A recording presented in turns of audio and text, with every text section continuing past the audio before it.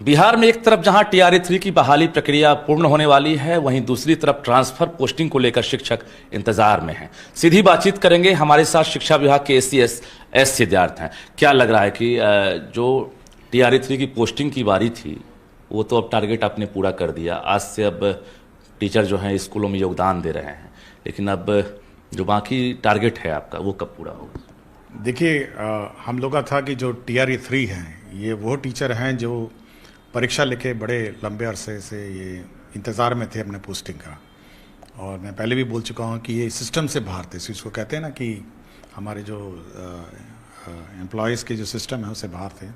और सबसे पहले इनको लाना था कि भाई आप आके अपने स्कूल्स ज्वाइन करें, और आज से ये लोग ज्वाइनिंग दे दिए हैं। मैं सभी को मेरी शुभकामनाएँ देता हूँ और मैं चाहूँगा कि अच्छी तरह सबको पढ़ाएं जी।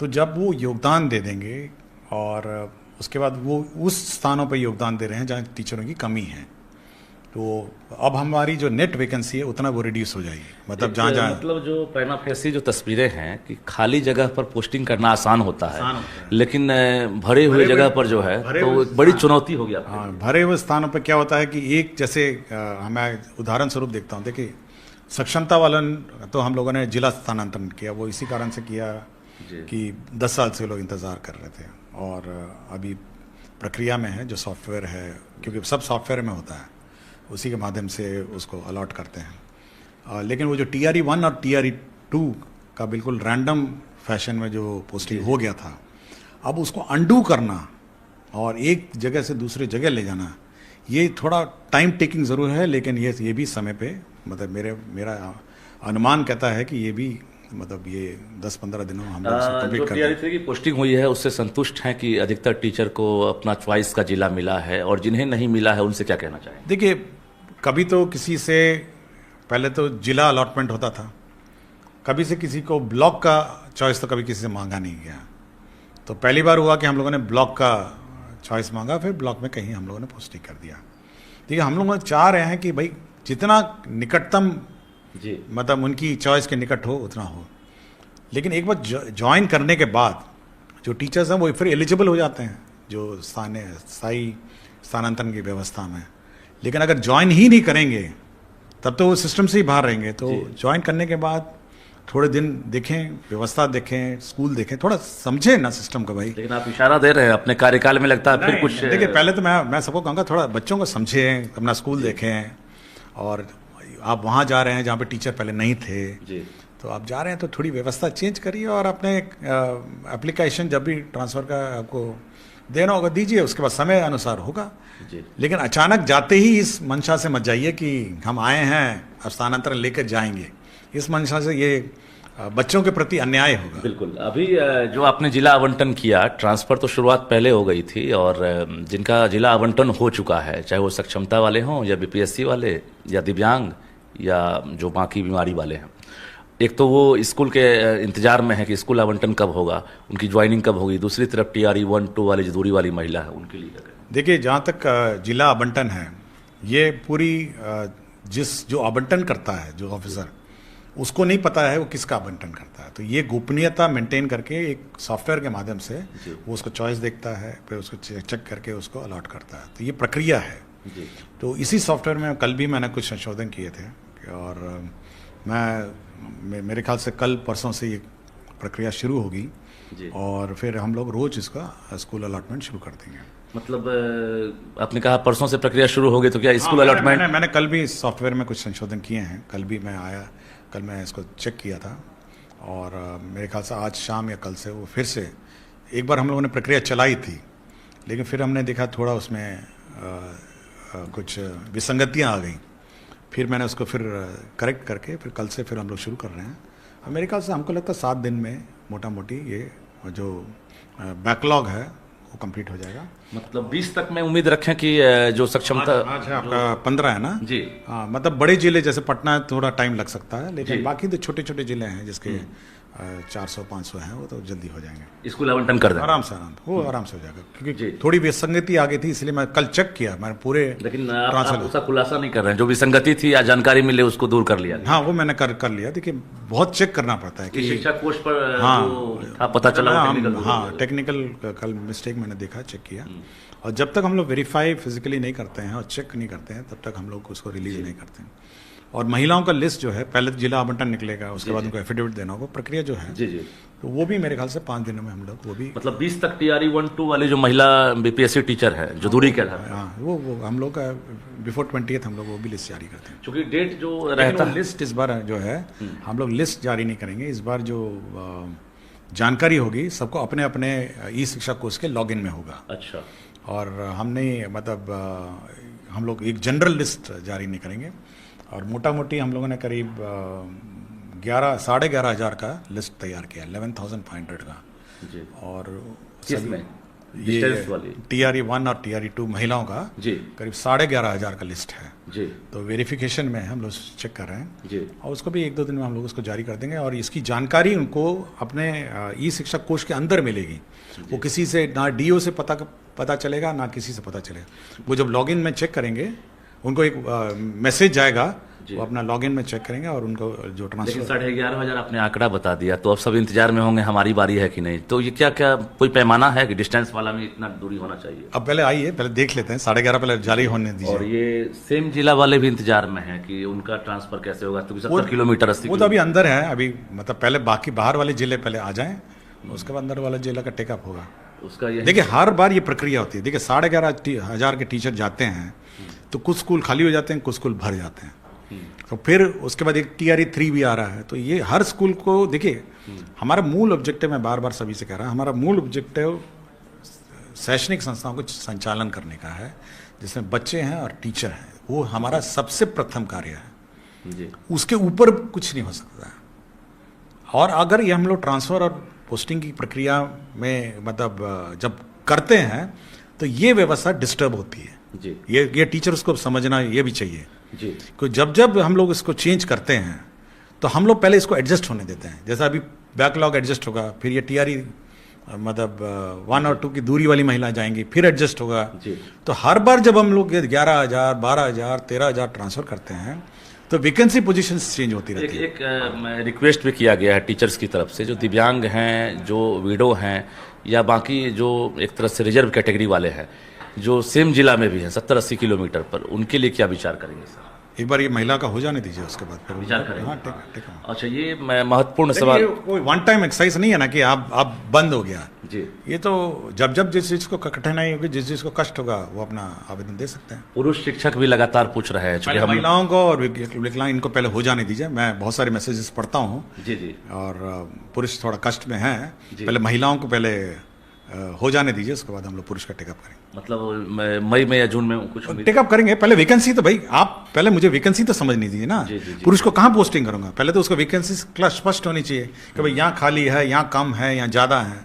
पहले एक बार सेटल हो जाने दीजिए सिस्टम को, उसका पुरुष का। अच्छा, ये जो स्कूल आवंटन करेंगे सर, अभी आप जिनका ट्रांसफर हो चुका है, उनको ज्वाइन कब कराएंगे? क्योंकि स्कूल आवंटन तो आप कर देंगे 2-3 दिन में मान लेते हैं, और साथ ही साथ हम लोग ज्वाइन करा देंगे, ज्वाइन भी करा देंगे। उसके बाद फिर TRE 1-2 जो करेंगे ट्रांसफर जिला आवंटन, तो साथ ही साथ चलेगा। कोई ऐसा नहीं है कि टाइमलाइन के ये करेंगे तो उसके बाद मतलब वेट नहीं करना नहीं पड़ेगा। नहीं, अच्छा। साथ ही साथ हो जाएगा। और ये TRE 3 वाले जो अभी ज्वाइन किए हैं आज से, तो क्या इनको अभी स्कूल में पढ़ाना है या इनको ट्रेनिंग में भेजेंगे? अब अभी वो क्योंकि कैपेसिटी का सीमित है तो फेज वाइज जाएंगे सब।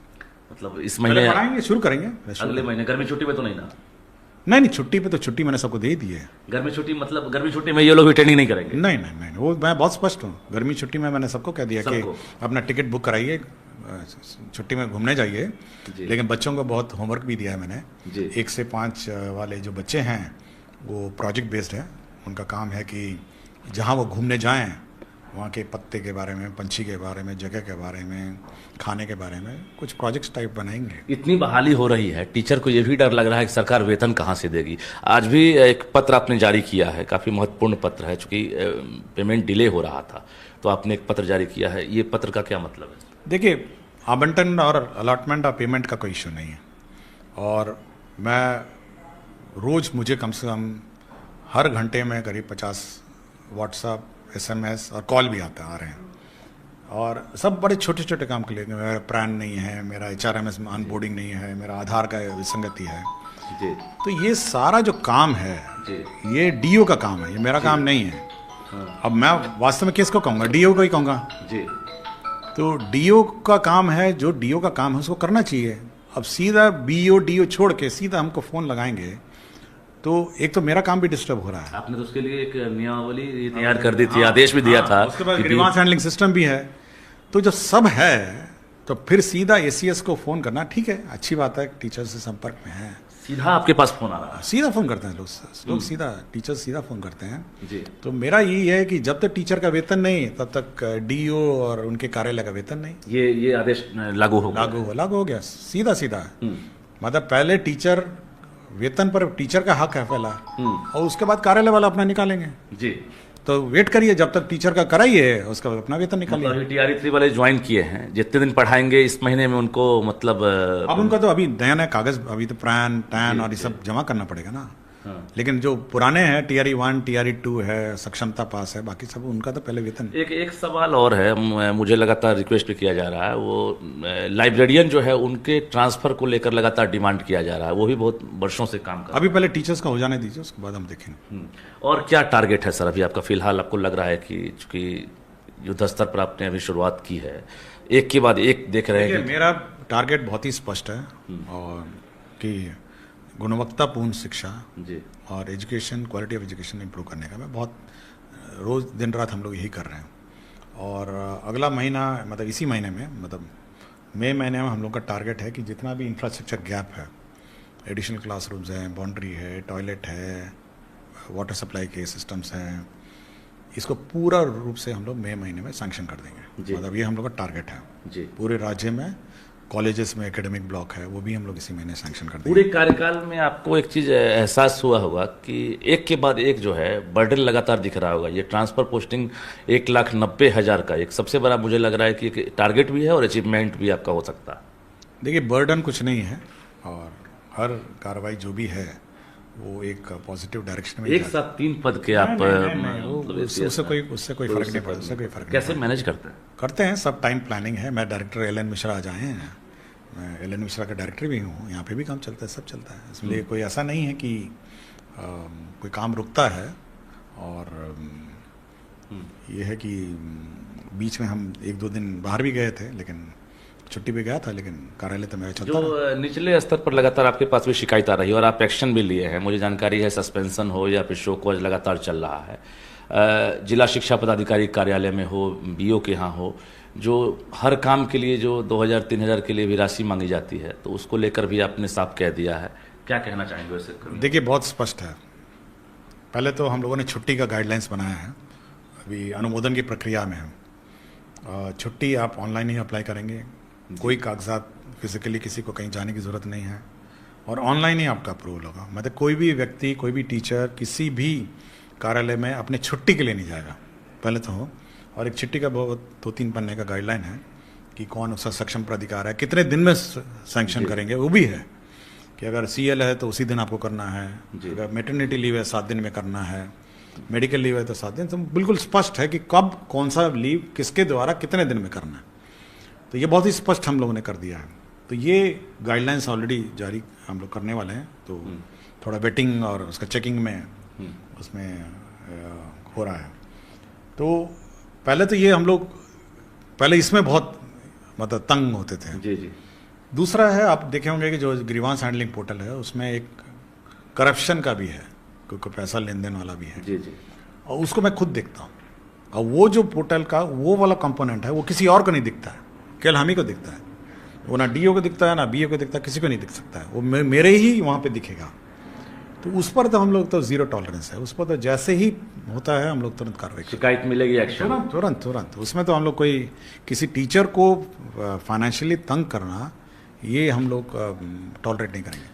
एक महत्वपूर्ण सवाल छूट गया था, पटना को लेकर आपने पहले भी जिक्र कर दिया था कि पटना का फिलहाल अभी होल्ड रहेगा ट्रांसफर। तो अभी जो डिस्टेंस वाली जो महिला होंगी जिनका ट्रांसफर आप करेंगे, क्या पटना के लिए करेंगे या हम लोग वैकेंसी रिकैलकुलेट कर रहे हैं, तो इसलिए उसमें समय लग रहा है, क्योंकि उसका स्टूडेंट और टीचर रेशो बहुत ज़्यादा हो गया। मतलब आप कहें कि मतलब जितने स्टूडेंट नहीं उससे ज़्यादा टीचर हैं। जी जी। तो वो थोड़ा हम लोग इसको स्टडी कर रहे हैं, उसको टाइम लगेगा, उसके बाद लास्ट क्लास में इसको भी कर देंगे। अच्छा, पटना के अलावा जो 1-2 और ऑप्शन दिए होंगे डिस्ट्रिक्ट का, तो क्या वो तो सबको मिल गया उनको कर ना? देंगे? हाँ, वो तो जैसे आरा में बहुत लोगों ने दिया, वैशाली में दिया, बाकी सबको हो गया।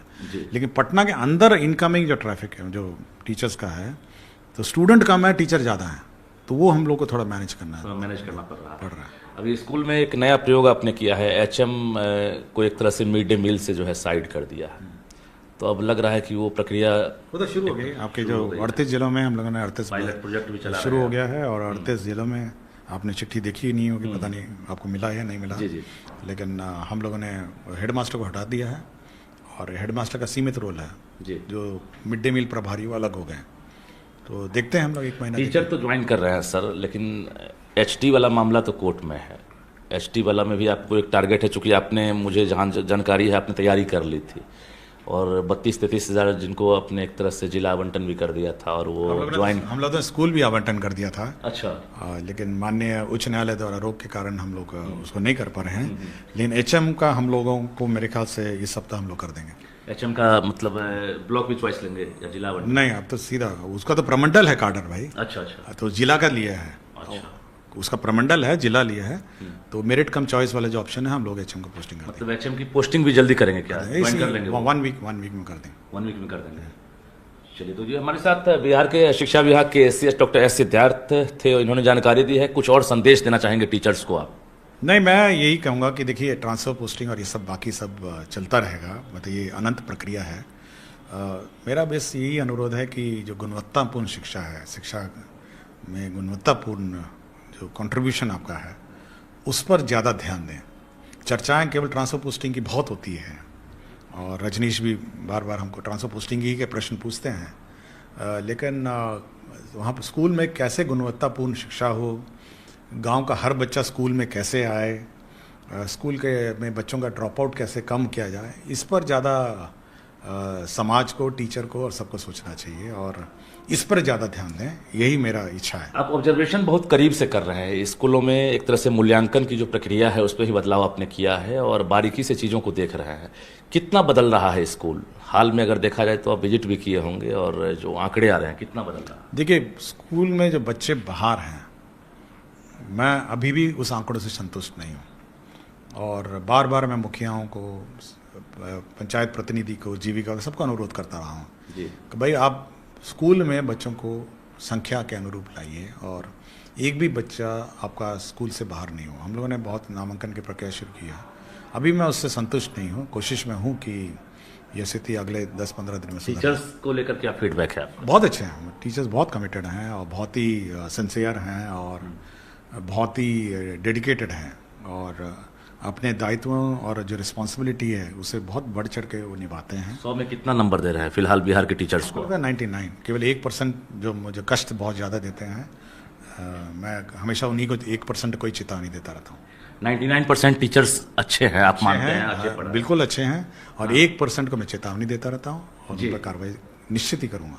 कार्रवाई मतलब 1% को लेकर है, बाकी अगर देखा जाए भी बहुत ज़्यादा हो जाता है। 6 लाख होगा तो 1% आप सोच सकते हैं जी। हाँ, तो उसी से मैं बहुत कष्ट में हूँ। और ड्रॉप आउट का जो रेशियो है उसमें भी आपको लग रहा है काफ़ी नहीं, सुधार आया है, लेकिन बच्चों की संख्या का आंकड़े अभी रिव्यू ही हम लोग कर रहे हैं, तो सबको लगना चाहिए। देखिए, एक और चीज़ हम देख रहे हैं कि आपके रीजन में जो अच्छे टीचर्स हैं, जो इनके पास इनोवेटिव आइडियाज़ है, पढ़ाने की शैली अलग है, तरीका अलग है, वैसे टीचर्स को आप सर्टिफिकेट भी यहाँ से भेज देते हैं, और एक तो मंथली आप सर्टिफिकेट दे ही रहे हैं, लेकिन वैसे टीचर्स को आप इंडिविजुअल जो है लेटर तैयार करके आपके सिग्नेचर का वहाँ मिल रहा है। तो ऐसे में क्या लग रहा है कि और प्रतिस्पर्धा बढ़ेगी टीचर्स के बीच? देखिए, हम चाहेंगे कि हर टीचर को टीचर ऑफ द मंथ मतलब के लिए अप्लाई करना चाहिए, और हम लोग समीक्षा करते हैं, और हर महीना हम लोग हर ब्लॉक से एक टीचर चयन करते हैं। क्या देखते हैं उसमें? देखते हैं कि उसका क्या इनोवेशन है, क्या उसका कंट्रीब्यूशन टू क्वालिटी है। देखिए, क्वालिटी हमारा बहुत है, मतलब बार बार देखते हैं कि क्वालिटी का टीचिंग में कि उसका क्या कंट्रीब्यूशन रहा है, बशर्ते कि उसका अटेंडेंस ठीक रहे, बच्चों का अटेंडेंस ठीक रहे, तो सब कुछ चेक होता है। लेकिन मेन हम लोग देखते हैं कि शिक्षा क्षेत्र में क्वालिटी में उसका क्या योगदान रहा है, और उसी पर हम लोग टीचर्स ऑफ द मंथ का हम लोग उसे सर्टिफिकेट देते हैं। कुछ और खुलासा करना चाहेंगे तो आप कर सकते हैं कि आगामी जो बहाली वगैरह को लेकर सब खुलासा कर ही दिया आपको, बहाली को लेकर भी कुछ सब खुलासा कर ही दिया है कि ट्रांसफर कब होगा, एचएम हेडमास्टर का कब होगा, सब। एचटी वाला में कुछ सरकार कर रही है क्या? कोर्ट वगैरह में कोई मतलब हम लोगों ने मेंशन किया था माननीय उच्च न्यायालय में, लेकिन सुनवाई नहीं हो पाई है। देखते हैं, उसमें भी लग रहा है जल्दी सॉर्ट आउट हो सकता है। देखते हैं, लेट अस सी। चलिए, बहुत बहुत धन्यवाद। तो शिक्षा विभाग के एससीएस डॉक्टर एस सिद्धार्थ तमाम जानकारी दे रहे थे और निश्चित रूप से चाहे वो टीआरई 3 की पोस्टिंग को लेकर हो, ट्रांसफर को लेकर हो, क्वालिटी एजुकेशन को लेकर हो, इन्होंने साफ साफ कहा है कि हम जीरो टॉलरेंस पर बात करेंगे। शिक्षकों की समस्या जो भी होगी हम उस पर सुनवाई करेंगे और भ्रष्टाचार से हम कभी भी समझौता नहीं करेंगे।